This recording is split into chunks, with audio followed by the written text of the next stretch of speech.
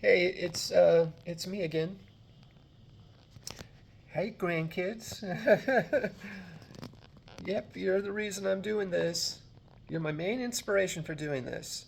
Because when I don't think that I'm doing it for you, it feels kind of self-centered and selfish and egotistical for the sense of just wanting to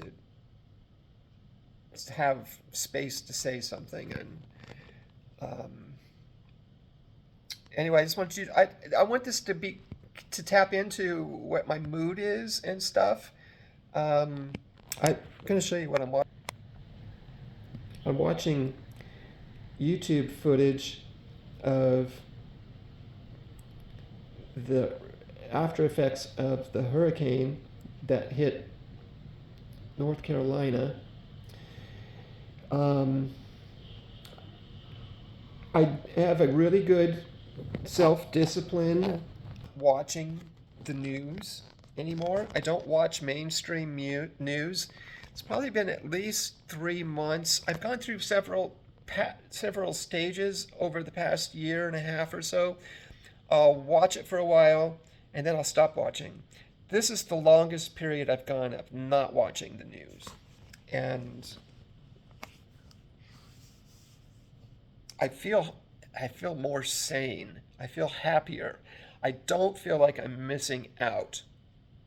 That's a big thing because I know that's part of why I watched before. It's like you want to know what's going on. It's important to know what's going on. But there's other ways you can find out what's going on. So like these things I'm watching on YouTube, except for this particular one. This one is put on by a local news channel from North Carolina. Um, mainly been watching individuals like myself walk around, their neighborhood and take pictures, take videos to show. So that doesn't have the same sense of mind control that network news has, where they're trying to subtly convey a point of view or a message, and I can interpret this myself. So when I watch this stuff about this disaster, my interpretation or my reaction is to pray, for these people, is to channel healing energy for these people. By my eyes gazing on this scene, I'm sending the intent of love and healing and hope. Whereas if I were watching it on broadcast news, I would have reactions of fear and panic and not knowing what to do. Oh, I can't afford to send money to the Red Cross. I'm a bad person. This way, my connection with God is not interrupted.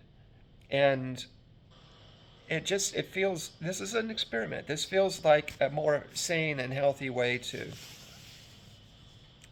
partake and be involved. So that's where I'm at today. I've been watching it for a couple of days though, and it is starting to get to a point where it's becoming a little, I don't want to say overwhelming. It's not yet, but it's such a huge, it truly is a huge event that's happened. And I always keep thinking, it could happen here. A similar thing can happen here. Earth, there's no safe place on Earth.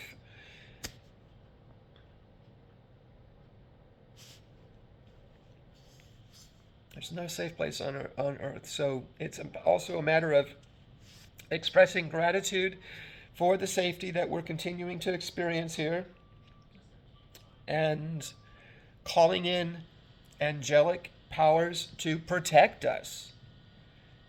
When this is pretty rampant, pretty widespread, this hurricane disaster.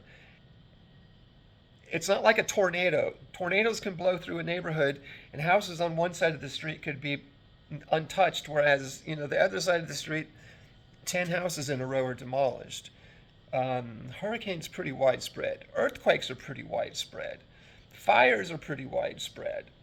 But there's still instances of anomalies where, somebody's property is not damaged. So and this might sound egotistical, but part of what I do with my prayer work is I call in the angelic protection. I call it in for my home. I call it in for my neighborhood. I call it in for my city.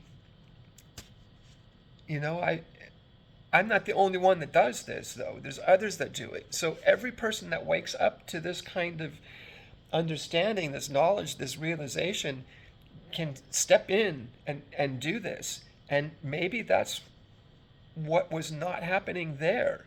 You know, maybe there was one person in the League of Prayer Warriors that, for some reason, you know, gave up working that day. And that caused a what do you call it? A wrinkle, a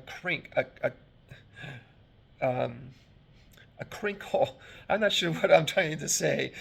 A weakness in the fortification of. It's important to have such unique understanding of one's purpose, and you can be part of a collective sense of awareness.